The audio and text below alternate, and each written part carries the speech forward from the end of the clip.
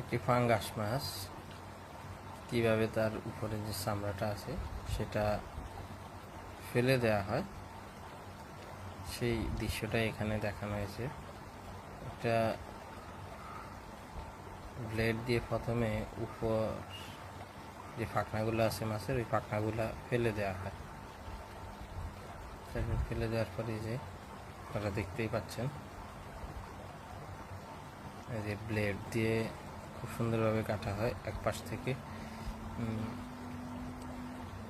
মাছের যেই প্যাটের দিক থেকে অল্প সামান্য চামড়াটা তুলে একটা নেট জাতীয় কাপড়ের মাধ্যমে পুরো মাছের চামড়াটা টেনে একেবারে এইভাবে টেনে তুলে ফেলা হয়।